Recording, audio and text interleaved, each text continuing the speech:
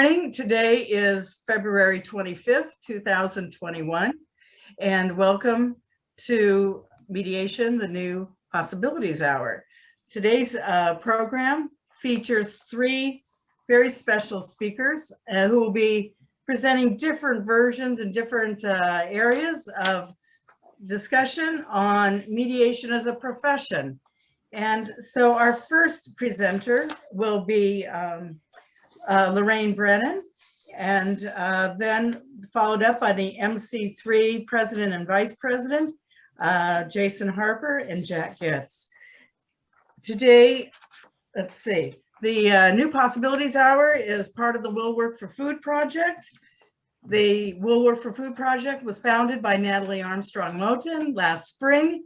And as you know, these programs every Thursday are presented at no charge. Everyone is just asked if they would be so kind as to make a donation to a food bank, either their local food bank or one of the speakers' preferred food banks. The audiences have been so generous so far. Jeff, what's our total today? Jean, thank you so much. And Natalie, thank you so much for having founded this Will Work for Food project and the stewardship you've provided all along. The numbers are getting pretty high. The audiences, all of you watching, are so generous, helping to fight food insecurity, and we want to thank you so much. The running total so far, $82,770, an extraordinary amount of money to fight food insecurity. Thank you all so much. Thank you so much for your generosity. I mean, that's just incredible. And that's almost 1 million meals, right, Natalie? Yeah, however you figure it. That's just fantastic. So thank you, Natalie, and thank you to Jeff Kachavan, who got involved with Will Work for Food many months ago, and who has been spearheading then the New Possibilities Hour. So thank you, both of you, for your contributions, and thank you for all of you who attend and donate so generously. Today's speakers, like I said, we're going to start with Lorraine Brennan. Lorraine is an accomplished national and international dispute resolution professional. She is with JAMS and is primarily an arbitrator. She is recognized and respected for her broad range of professional experience involving complex commercial litigation, domestic and international arbitration and mediation, and her service as a distinguished global member of law school faculties from the United States to China. She also maintains leadership roles in multiple organizations, including Arbitral Women, the International and Dispute Resolution sections of the American Bar Association, and the Institute for Transnational Arbitration. She's an advisory board member. She is one of only 8 members appointed by the U.S. State Department to serve on the NAFTA 2022 Advisory Committee on Private Commercial Disputes. She presently serves as an adjunct professor teaching international commercial arbitration at Georgetown University Law Center and has taught international business transactions at Cornell Law School and I hope I pronounce this correctly, Shantou, you can correct me when you get the floor here, law school in China. And so with that, Lorraine, the floor will be yours. Could you please first tell us your preferred charity? It's not a food bank as such for the stomach, but it's a food bank for the mind for students. So can you tell us that? And then the floor is yours. I grew up, my life was transformed by books. And I found about this charity called DonorsChoose.org. I sponsor inner city school children who most of them have never owned their own book. So I make a donation, I fund a particular project, then the students write to me. I had a high school class in the Bronx act out Macbeth, and one of them wrote to me and said, "Thank you so much. I've never had my own book. I can write in the margins." And I just started to cry. I couldn't imagine what it would be like not to have a book that you could write in as a kid. So that's been my favorite charity for over 10 years, but obviously I'm interested in a lot of others as well. But it's I focus on inner city, mainly minority schools, because they just don't have the funds. And you can give as little as $20 and that'll buy something. Or if you're feeling more generous, you can sponsor. I bought all the Macbeth books for the class. And then they sent me the photos of them acting out the play, and it was magnificent. So that is my brain food charity. Okay, great. That's Donors Choose. Yeah. Right, Donors Choose. Is it .com? No, .org. .org. Okay, so donorschoose.org. Thank you so much. Lorraine? All right. I'd like to start out because my father was an engineer, a master's in engineering, and he was always horrified that I never had a 5-year plan. You need a 5-year plan. I never had a plan. I had a goal. My goal was, I love everything international. I majored in French literature at Cornell. I wanted an international career, and I have one now, but I didn't take any traditional paths. If you had told me 10 years ago I'd be a mediator, I would tell you you're smoking something, because I started very much on a litigation arbitration path. And, I clerked for a federal judge in the Southern District, and I sat in on the settlement conferences and all of that. And I saw how pragmatic settling could be as opposed to a full-blown litigation. So I think that's where the first seed was planted. As a law firm attorney at several very large firms, I was counseled in arbitrations, and I had good and bad experiences. I had parties show up who had no intention of doing anything. Then I had an amazing mediator in New York.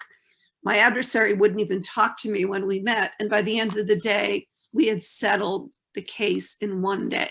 So that's the day I think I became a true believer in mediation and its power.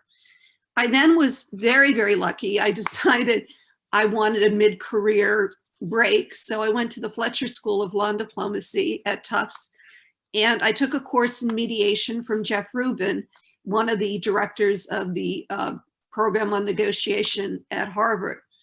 And the first couple of weeks, this was a mediation class. I was the worst student in the class because I wanted to fight like any litigator wanted to fight. And finally, Professor Rubin opened my eyes. You're going to get farther following these mediation schools that skills that I'm teaching you. Another big boon to that class was he'd say, my friend Roger's coming next week. Well, it was Roger Fisher. And as someone who was not in the mediation world, I had no clue how lucky I was. Bob Manukin was a guest speaker. I mean, the whole list of people from the Harvard program came and talked to our little Fletcher class. And that then I really got hooked, read Getting to Yes and all of the standard books. I worked for the ICC for 9 years, and I was on the committee to draft the 2004 mediation rules. Now, what was interesting about that was initially they weren't getting much use. ICC was at that time predominantly an arbitral institution, and nobody really, especially our European friends, they didn't want to mediate. They wanted to arbitrate. But my dear friend David Plant, who many of you may know, is a fabulous mediator. He's passed on, but he wrote a book, We Talk Because We Must, very well known in mediation circles. He kept bugging me. The ICC has to make a competition out of these mediation rules. So I arranged a meeting. We did a conference on Cape Cod. I had David drive down from New Hampshire, locked him in my hotel room. It was a suite. It wasn't nothing untoward there. And Anne-Marie Whitesell from the ICC was there. And David pitched the idea, and I backed him, of the ICC mediation moot. It is now probably the biggest competition that the ICC does, and it has become extremely successful. But what's great about it, it has introduced a whole new generation of young people to mediation, which I think is incredible. So, and that competition continues to grow every year. It's gotten a little too big for me. I mean, the first year we had, I think, 13 teams, and it was, just so intimate and amazing, and everybody was my birthday weekend, and we had a dinner. The lights went out. Oh God, we've got no electricity. And they wheeled out the biggest birthday cake I've ever had in my life. So I'll never forget that first mediation moot. I have been certified as a mediator by CEDAR in the UK. They taught their course in the JAMS offices in New York, and the quid pro quo from our general counsel was that Lorraine gets to take the course. It was absolutely a wonderful course. And then of course, anybody who joins JAMS has to take arbitration and mediation training there as well. And those were excellent courses. I also did as much shadowing as I could possibly get my hands on, watching some of the best mediators at JAMS and elsewhere do their thing. And I have to tell you, that really helped me a lot. I didn't incorporate everything because it wasn't my style necessarily, but I learned a lot. I've taught quite a few courses now on mediation. I just finished an ILI course, International Law Institute, with some Filipino government dignitaries, and their approach to mediation is way more casual than ours. They all sit in a room and talk about things. And so when I expose them to the more American style, at least my style, which is facilitative, they loved it, but they said, oh my goodness, we don't have this in the Philippines. So I love teaching these international courses because you incorporate different cultural facets from everybody you meet. And I learn something every time. I think I learn as much as my students. I've also done a lot of the city bar training courses in New York with my friends Dina Johansson and Kathy Robertson. So, you know, whenever there's a course and they need another mediator or a judge, I volunteer because I think it's very important. One thing I want to say is I very strongly believe mediation is a profession. And those of you may disagree with me and say, no, it's a subset. No, it actually isn't. It requires a very different skill set. You may be the best litigator on the planet, and you may be a lousy mediator, and vice versa. I mean, I didn't know that I would be a decent mediator because frankly, my career was always fighting with people, not fighting, but, literally controversial controversies with other people. But I started seeing things that really bothered me. I was in a settlement conference when I was at Milbank as an associate, and there was $1,000 left on the table. And there was another young associate, a male from another firm, although I'm not saying his gender made him be stubborn, he was stubborn. But he said, so, all right, so how do we litigate the final 1,000? I said, are you out of your mind? We're gonna split it. You're paying 500 and we'll pay 500. It makes zero sense to litigate $1,000 when we're charging more than that for our hourly rate. No, I mean, it just showed to me such a lack of common sense. And what I like about so many of the mediators I work with or I've seen is the common sense element. I did a very big arbitration with a group of security guards from a very well-known clothing store. They were all from Africa. They weren't American, they were African. And they had gotten hired, one of these bring your friend in, but they weren't unionized or anything like that. But they were great, great guys, and they all got fired. And they thought it was because they were Black, when in fact, they got fired because the company was growing so fast, they decided to unionize the security guards and go to like a company and use that. So I had 19, plaintiffs, I call them claimants, and they had a novel theory about the not sexual, I'm sorry, because I have sexual harassment cases too, but about the prejudicial effect of them being fired. And we were getting right down to the wire. I had already gotten them a lot of money, and it just wasn't, they were holding out. I gave them what I call my come to Jesus talk. This is what's going to happen to you if you go to court. Wouldn't you rather leave today with money in your pocket? The usual things. but it wasn't really budging them. So I went to the company who was in the other room and I said, can you offer these gentlemen something that isn't going to cost you a lot, but will settle this mediation? And they said, we can give them vouchers for clothes at our stores. So when they go on job interviews, they'll be very well dressed in our store's clothes, and we'll offer them unlimited job placement. And that was the element that drove the case to yes.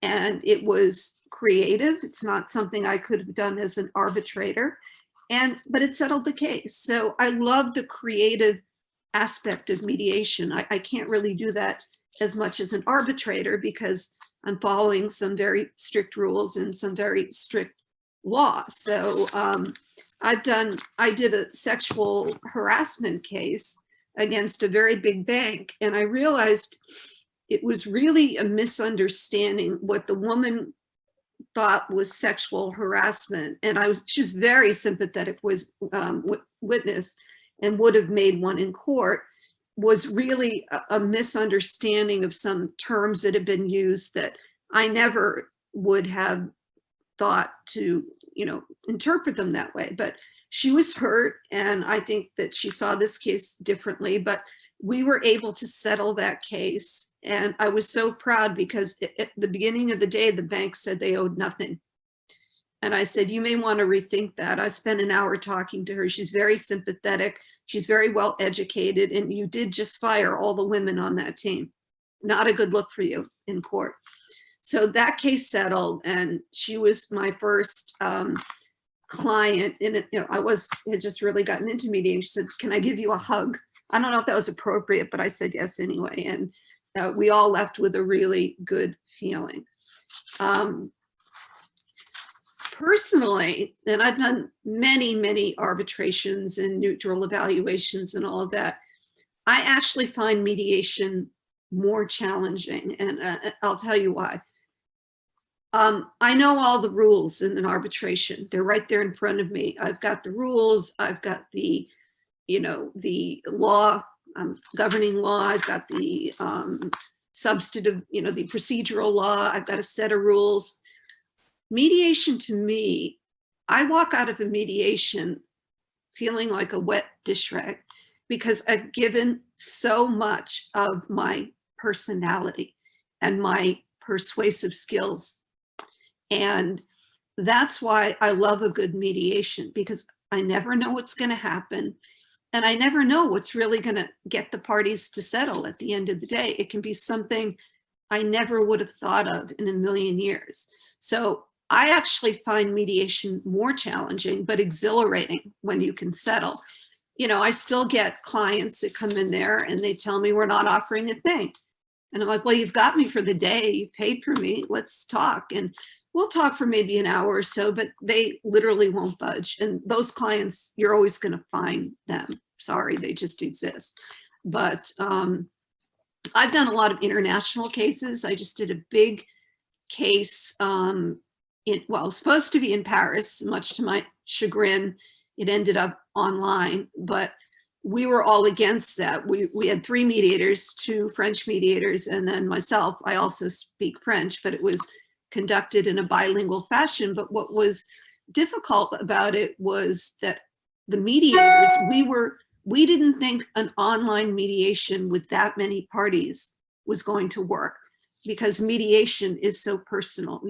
You take the person into the room, you're sitting there, but actually, given how many parties there were, and I think there were over 40 parties, we found it much more controlled in that everybody had their own room. There were no fist fights. There was no storming out to the elevator, no theatrics like that. And while the case didn't settle because it was too early on, we didn't have enough facts, the parties didn't have enough facts.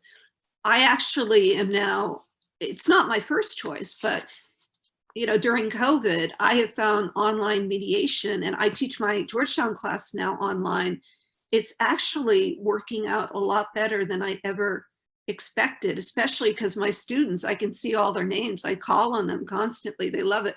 So, I don't know what the future of online mediation will be. I think a lot of parties are realizing You know, had we all gone to Paris, it would have been millions of dollars in plane fares, hotels. It was at least a 2-week mediation, maybe 3. So we saved millions of dollars by doing it online. So I'm kind of taking a wait and see attitude as to, you know, whether parties will continue to like the online system or whether they really want to go back to, you know, bricks and mortar, being in the building, looking people in the eye. You know, I don't know. I mean, for me, I would do either, and I found that both have worked well. But I have someone now who he's really put me in a bind.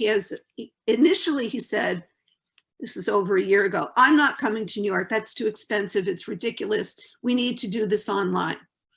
Then COVID hit. He goes, well, I'm not doing this online. That's a violation of my client's rights. And he said, and I'm not flying to New York because I'm too old. I haven't had my, I mean, so he literally kind of put his client in a box where he won't do it online and he won't do it in real life. And I understand that. I would not travel to New Orleans right now, which is where he is, to do a mediation. So, you know, we'll work that out in other ways. His client needs to know what's going on. But I just find this new adaptation to this new platform, the really the flexibility of people, and some people that were really poo-pooing the whole online idea, now that they've done it, and now that I've taught online and mediated online and even arbitrated online, I'm a believer that it can work. I'm not saying it's my preferred way to go, but it's certainly, I haven't had any issues at all. Excuse me, Lorraine, we have a couple of questions, and I know you wanted questions during your chat. We have a few minutes left. And the questions are kind of related. One asks, why is mediation a profession? Define profession. What else would you call it if it is not a profession?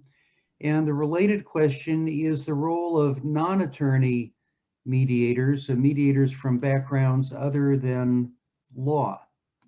The reason I call it a profession is half of my colleagues at JAMS do nothing but mediate. That is their profession. They don't arbitrate. They are full-time mediators. Most of you know Danny Weinstein. He's a prolific mediator at JAMS. That is his profession. So I don't understand why anybody would say that's a sideshow. That's all he does. And frankly, he's darn good at it. You know, so we have in JAMS, we have people that just mediate. We have people that just arbitrate, and then people like me who do both. So if you can make $20 million a year mediating, I say you have a profession. I'm not making that, but I'm saying there are people that do. The second question, I'm sorry, can you just? Yes, it was as we define, I mean, a profession is not really defined by whether people make money at it or not. Profession is defined by commonly accepted standards, things of that nature, perhaps some of the things that Jack and Jason will get into in a few minutes. The question is whether the definition of profession is restricted to people from a legal background, or how do we define it as a profession so that it's sufficiently flexible to accommodate people from different backgrounds? Well, first of all, I've done quite a few mediations. The one I did in France, one of the French mediators was not, he was a law professor. So he was there to give his knowledge of the law. He didn't claim to be a mediator, but he sure as hell helped the procedure because he knew exactly was French insurance law was one of the issues. And I certainly didn't know anything about it, and the other mediator as well. But what I think needs to happen personally is I think there needs to be more unification of training, because right now anybody can call themselves a mediator no matter where they got training. I mean, it's too lax in my opinion. I think there needs to be certification. I think that will help more and more in the belief that it is indeed a profession. But my worry with mediation now is there are people that, they call themselves a mediator, but what training have they had? What experience have they had? I want to know all those things before I choose a mediator. So for me, I would like to see, not like the bar exam, obviously, but I would like to see some type of certificate training and, that's worthwhile, maybe a 2-week training. I know CPR does great training. CEDAR did a great training, but I think there needs to be more uniformity in training. And then I'll add another thing. I know so many people that have taken arbitration training and they've passed. That doesn't make them a good arbitrator. Just because you take a mediation course doesn't mean you're going to be a good mediator. The proof is in the pudding when you get out there and get into a mediation and then parties start spreading it around. I had a great experience with X, Y, and Z. But I think it is a profession. You're right. It isn't about how much money you make. But for me, it's a different skill set than being an arbitrator. And so, Lorraine, there's a school of mediation that's very highly evaluative, very highly directive, and that some people criticize as being unduly ham-handed.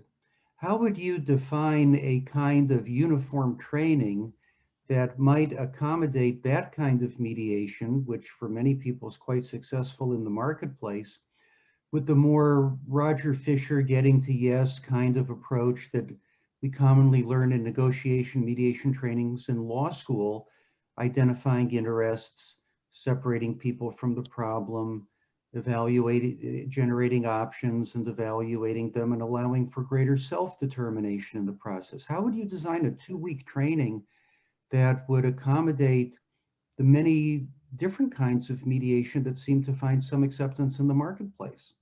Well, I mean, first of all, I have chosen to be a facilitative mediator. I am not a transformative mediator. I know some people are. I don't think that's my job, but I think the parties need to know up front, what is your mediation style? And I'm very honest with them, it's facilitative. I'm not here to tell you what to do. Now, that said, at the end of the day, if the parties say, I want a mediator's proposal, will I do that? Yeah, if it seems that it's appropriate, I will do that, but only at the party's request. I don't shove anything down the party's throats. So I'm not really sure those can be encompassed necessarily. I mean, I suppose they could, but it's very hard to teach someone 3 different techniques like that, facilitative, evaluative, transformative, in one course, because they're so, at least transformative, so completely different than facilitative. Yeah, do you give evaluative feedback during mediations? As far as what? With, I mean, I take. Do you engage in evaluation during your mediations? Only when the parties are separated. I don't do it in front of the parties, in front of the whole group. I can. So in your concept, even though you call yourself, I mean, this is what to me makes it very difficult to cabin and really figure out how to define the profession, when even someone who calls themselves a straightforward facilitative mediator, you do give evaluative feedback. I mean, it just underscores to me the complexity and challenge that we face in defining what the profession really is, what the standards are, what behaviors and kinds of intervention are okay and not okay. It's a very, don't you agree that it's just a very challenging, complicated arena? Absolutely. But Jeff, given my background as a litigator, and I know what the courts are going to do, am I remiss if I have the parties in one room if I don't tell them the risks in their case? I think I am. So I guess I could, maybe that is too evaluative, but they don't have to accept what I'm saying. Right. You know, it just seems to me, Lorraine, that as you were saying earlier, perhaps the most important thing is to be transparent about what it is that you do and you don't do, because the marketplace will decide, right? There are some people who will want exactly what you have to offer, and some people who may not, and there's a wide variety of mediators doing a wide variety of different things out there. And to the extent we're being selected by lawyers who are a pretty sophisticated crowd to perform the services, transparency about what we offer may be the key to our success as individual practitioners and as a profession. With that, we're at the bottom of the hour, believe it or not. Yeah, it's hard to Lorraine, believe. please Thank forgive me. It was a fascinating presentation. Forgive me if I interrupted, but we did have the questions I come love up. questions, Jeff. I appreciate questions. Great. Okay, Jean. Yes, Lorraine, thank you. Thank you. And Jean Lawler, back to you. okay, thank you, Jeff, and thank you, Lorraine. For anyone who wants to reach out to Lorraine, she is with ADR and JAMS, excuse me, jamsadr.com is the email, the website address. So you can find her there on the JAMS website for under neutrals, and I'm sure she'd be happy to talk to anybody. Thank you again so much. And the last part of this discussion ties right in with the next half of this hour, and that is by the MC3 mediation certification organization. And for that, we have two wonderful speakers. The president and vice president of MC3, Jack Goetz, is the president of MC3. He's a lecturer in law at the University of Southern California Gould School of Law, teaching mediation theory and practice. As a neutral, he serves the public privately, as well as serving on various public panels, on a number of panels.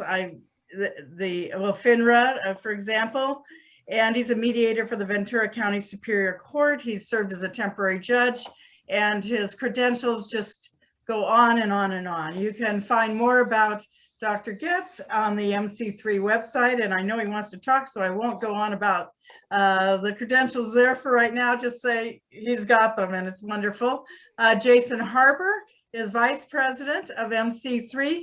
He is an ADR consultant and conflict management coach, adjunct professor and trainer. He serves on the faculty at both the University of Southern California Gould School of Law and the Pacific Coast University School of Law. His area of practice is fascinating to me. It's education, and then employment and workplace mediations, cross-cultural disputes, and he's a sociologist. So both of these gentlemen bring very interesting backgrounds to the discussion, and the floor is yours, gentlemen. Good morning. Thank you so much. I want to say a quick thank you to Jean Lawler, Natalie Armstrong, and Jeff Kitchaven for having us. I greatly appreciate affording us the time and the space. And it's great to see so many folks from so many different places. It's an honor and privilege to be in front of all of you. Just to speak briefly about the food bank, or the nonprofit that we wanted to highlight. We wanted to specifically highlight the Long Beach Rescue Mission. Now, it's a local food bank in the city of Long Beach, California. But what they do is they care for those who are homeless and less fortunate through food, shelter, clothing, and other critical needs. One of the things that we've seen throughout this global pandemic is a lot of food insecurity and worse. And so, we really appreciate the We'll Work for Food program and shedding a light on the fact that folks need help, and the fact that you're doing that is a great thing. So with that in mind, I just wanted to make sure we got that clear and put that out to make sure, and I'll put the link in the chat for everyone to be able to look at the Long Beach Rescue Mission and hopefully donate. So Natalie Armstrong just did it. Thank you so much, Natalie. Very appreciative. So with that in mind, I wanted to introduce myself and Jack. We are the head of MC3, which is a mediator certification organization. And what we wanted to do is kind of open it up and talk about mediation as a profession, and particularly in the United States. And I know we have some international folks in the house today, but I wanted to spend a few minutes and just talk a little bit about that. So I'm going to share my screen. We have a few slides to show everyone, just to kind of to really highlight some of the points that we're going to make. And I will ask that Dr. Goetz, Jack, you start things off. So with that in mind, I'm going to go full screen. And Jack, you got it. Well, thank you, Jason. probably don't need the first slide. Everybody knows who we are by now, but thank you so much. So I really appreciate everybody interest in this program. I've actually done a lot of work in this area about mediation, particularly as it presents itself in the United States. So I have a lot to say about the sociology of it, and I've worked with the sociologists very closely, and we released an article in 2014 which talked about mediation as a profession. But there's been so much written about it, so much done, so I may have a few different thoughts than have already been surfaced, although Lorraine and Jeff did a great job of teeing it up. In 2016, Professor Art Hinshaw released an article in the Harvard Negotiation Law Review about regulating mediators and introduced this whole subject to us. And nothing about MC3 is about regulation. And as Jason says, we've been mostly focused on the United States. But one of the things that Professor Hinshaw writes in the article is we are in the other 60%. So in the United States, just keeping focus on 40% of the United States workforce is subject to some sort of occupational regulation. It may include registering at the government, completing a certain amount of education, passing an examination, and or demonstrating a minimal degree of competency in an objective way. And Hinshaw puts that out there. It's research that's been done, but it's obvious for most of us, if we think seriously about mediation, and if it's not a profession, it's certainly a field. If we think about it as a field, we don't really qualify for the 40%. There's no uniformity. Most of the time, we don't have to do anything. Most of the certifications and when you're qualified as a mediator are panel oriented. So you could literally be certified in New York City by some panel and drive upstate to Albany and suddenly not be certified. So, it's really, that's how mediation is in the United States, at least the current status of it. Jason, do you want to go to the next? So yeah, one of the things that that both Jack and I have had the pleasure and privilege of doing is we've served as presidents of one of the largest, the largest association of mediators in the state of California, and one of the largest in the country, and that would be the SCMA. And during both of our terms serving as president, we heard a lot of comments in regards to mediation and how it's regarded by the general public, and a lot of our membership at the time said that we don't get the respect that we deserve as mediators. And they felt as though they deserve as much respect for their work as counsel, as, since they're just as professional. And by counsel, referring to attorneys, of course. And they were tired of everyone expecting mediators to give away their services for free. Now, I think a lot of that is a consequence of the work that folks do in community mediation centers and other DERPA organizations. By the way, DERPA, for those playing at home, stands for Dispute Resolutions Programs Act, which is a type of program, particularly in California. So those types of things are connected. The fact that they felt the perception that everyone was expecting mediators to give their services for free, and a lack of respect for the profession itself. I think those things might just be connected. And the common experience in small claims court is that disputants generally couldn't describe what a mediator does without being given an explanation. But on the other hand, if you were to ask them, what does an accountant do? Or what does an attorney do? Or what does a nurse do? Or what does a teacher do? They can, for the most part, with about 80, 85, almost 90% accuracy, be able to explain to you what those professions do. But there's a gap when it comes to talking about what a mediator does. And so, we're wondering if those things are connected, whether a lack of, basic understanding of what a mediator does versus having the respect as a profession. And also the idea that, you're a mediator. I'm sure I can get a mediation at low cost or for free, which also speaks to a perception of respect for that given field. So, Excellent. yeah, go ahead, Jack. All right. So, what is a profession? In the United States, at least, what constitutes a formalized profession? And we can think about it around some basic principles. So generally, a formalized profession, which gains the respect of the public, has a certain degree linked to it, for the most part, which of course we do not have in mediation. Now we have a couple of degrees that are highly prominent in our field. And what are those degrees? They're obviously, as Lorraine already mentioned, and many of you know, a JD degree oftentimes leads someone to the track of mediation. But also what's emerging now are more and more students who have postgraduate degrees in conflict resolution. So those are possibilities for us. And in fact, of the certified mediators that already have listed with MC3, over 80% of them have either a JD or a postgraduate degree in conflict resolution, or both. There's a binding ethics code.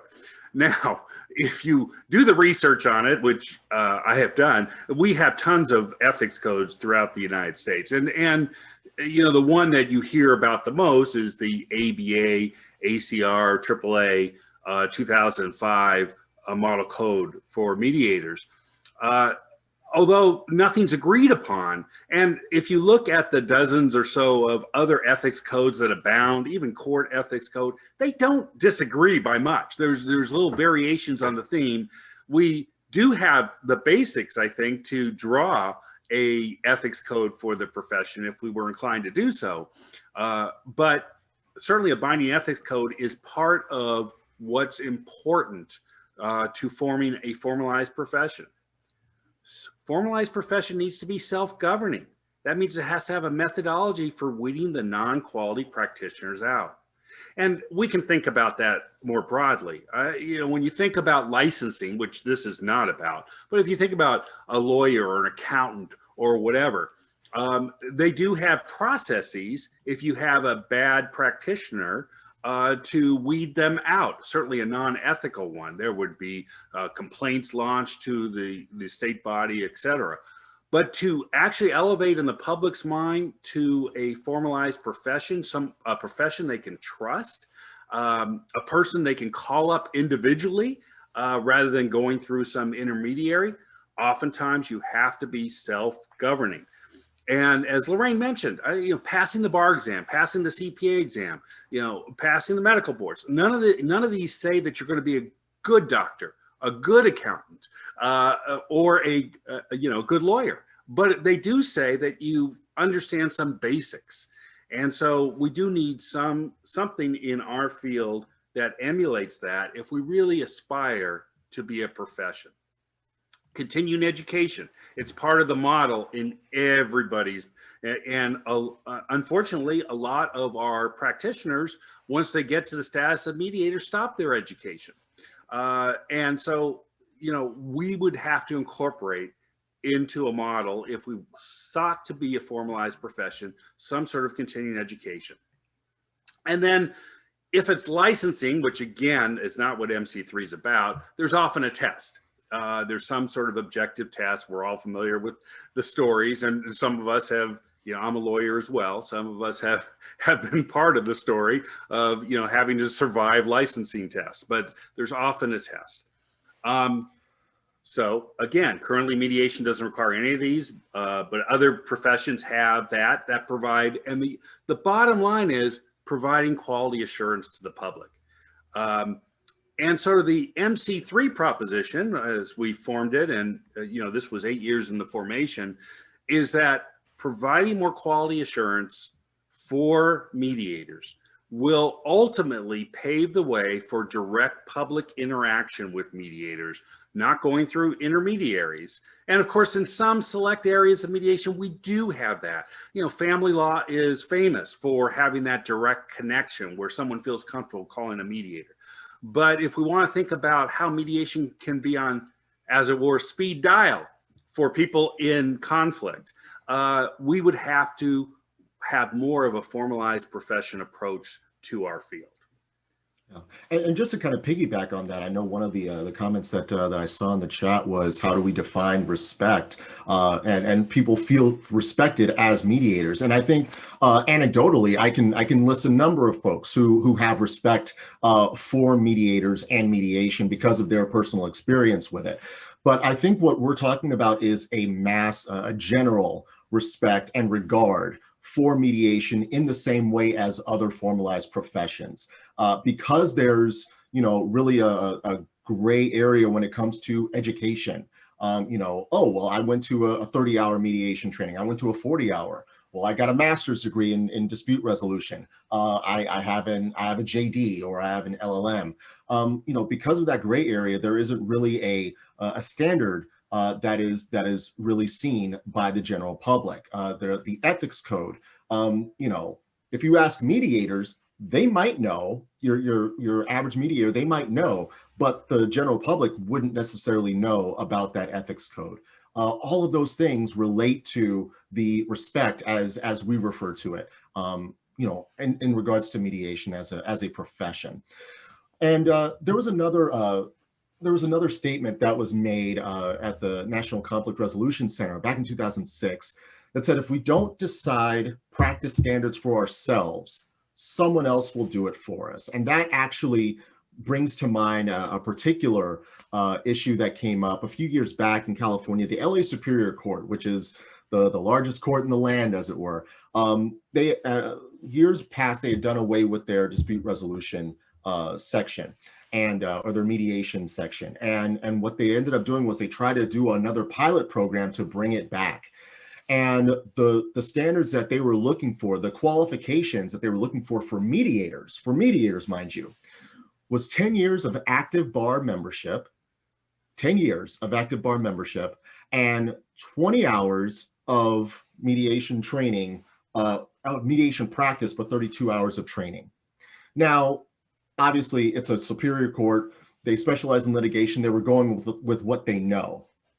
However, I think that a lot of mediators would have a hard time seeing those particular requirements and seeing a legitimate mediator in that, or with just those parameters.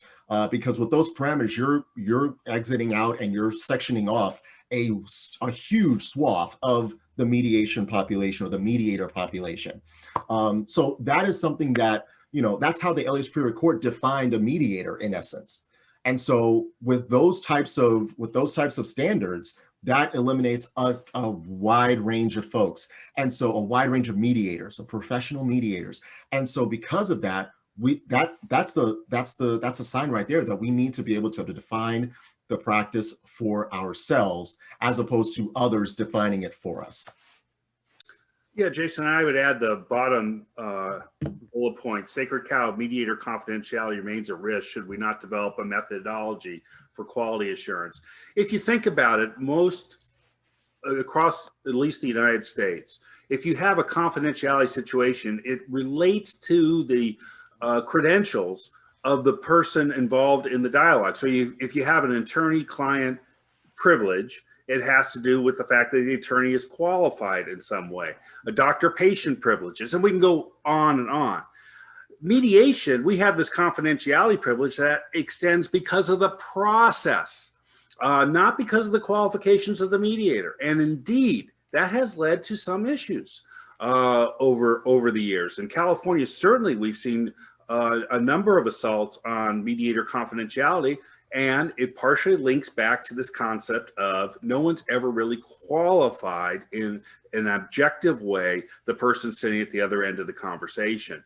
And certainly some people look at the Uniform Mediation Act, which I'm not sure all the states that have checked in here, that may be prevalent in your state, and some people see that as an incursion on some aspects of confidentiality. But again, we haven't yet, as a field, established ourselves that the person at the other end of the conversation is a qualified practitioner according to the standards for the field, not according to LA Superior Court or whatever that may say 10 years of practicing law, that's enough, even if you were practicing as a tax attorney. All right, thanks, Jason. So, Jack, do you want to talk about the ABA task force report? I will, and I want to be conscious of our time, and I'm sure there'll be plenty of questions. So, absolutely. When MC3 formed, we, talk about standing on the shoulders of giants. There were two major task force reports that had been released about how to certify mediators without taking necessarily a position on whether or not mediators should be certified. If the prospect of the reports was, the backdrop was, if mediators were to be certified, this is what the organization should do. One that we've anchored ourselves to from MC3 standpoint is one that was released by the ABA task force in 2012.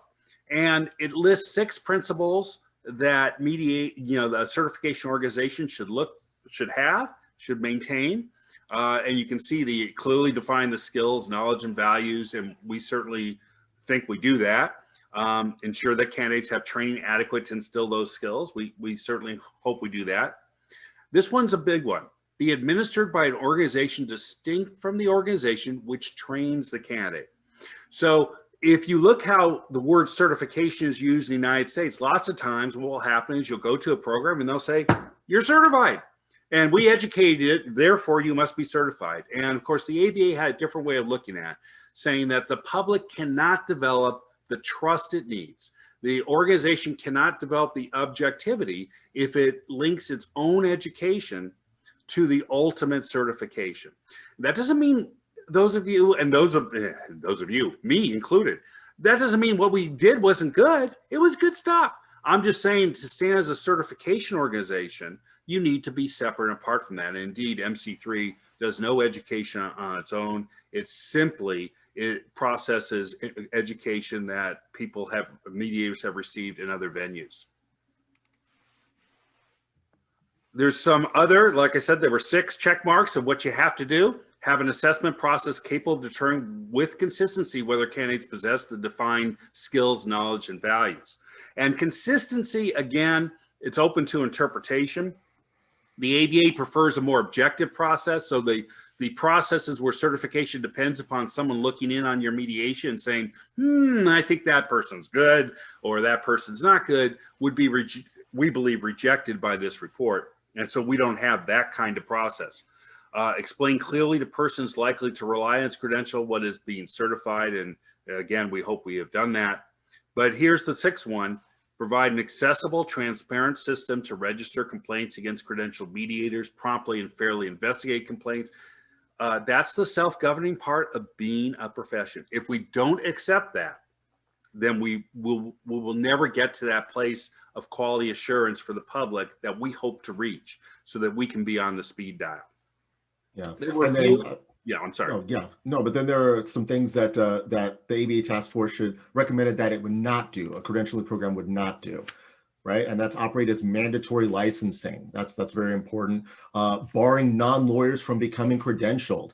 That was extremely important. And I think that that speaks to, not just barring non-JD mediators, but also, when we talked about some of the earlier aspects, it speaks to allowing for the diversity of mediators. When we talk about the diversity, obviously it goes beyond just ethnicity and race and all of those things and gender, but really the style of mediation, right? Whether it's a facilitative or it's evaluative or transformative, those styles, they're very diverse styles of mediation. So it's important to make space for that as well. And the last point, it should not bar disputants from selecting a non-credentialed mediator. And so those are some of the things that that we wanted to mention in regards to the efforts for mediator certification, the rationale behind it, and we want to make space for any questions. So if you want to look for more information, feel free to go to our website, which is www.mc3certified.org. You'll find a great amount of information, more information on the reasoning behind mediator certification, as well as some of the qualifications that that have been listed, for MC3 certification. So with that in mind, thank you very much. And if we have any questions, we would love to take them now. Yeah. Thank you, Jason, and thank you, Jack.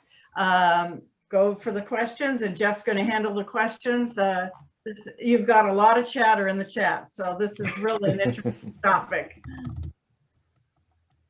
So let me ask a question, Jack and Jason, which is how the other pan of the scale, if you will, the demand side of the equation, how do people find out that what this is? It's, there's an alphabet soup of organizations and credentials and all that. And how do people know, the consumers know, that this credential exists and what it stands for, and that people should look for it, and or apply to this or any other credential. Jeff, I'll take my first stab at it, then welcome Jason's comments. You're right. I mean, this is, as I like to tell our organization, we're only in the second year of our 100-year history. And it's going to take a while to permeate the consumer market. What it depends upon is mediators believing and wanting to step up to a level which is an objective assessment, and being able to stand forward and say, I've adopted this ethics code, which is the ABA code for us, and I've adopted these standards. And then also for various panels in the community to also accept those credentials. And of course, MC3 is working on all those as we speak. Absolutely. Yeah, it just takes time and adoption from the mediators and from the organizations as well. Okay, there's been so much, a lot of comments going forward in the chat. If anybody has I a noticed, specific- Jeff, I noticed. Yeah. You guys are provoking a lot of thought on the part of the participants, which is just wonderful. Thank you. If there's anybody who has a specific narrow question, which we could pose in the remaining 3 minutes of the program, please pop it in. We like to start on time and end on time. Please pop it in the chat right now.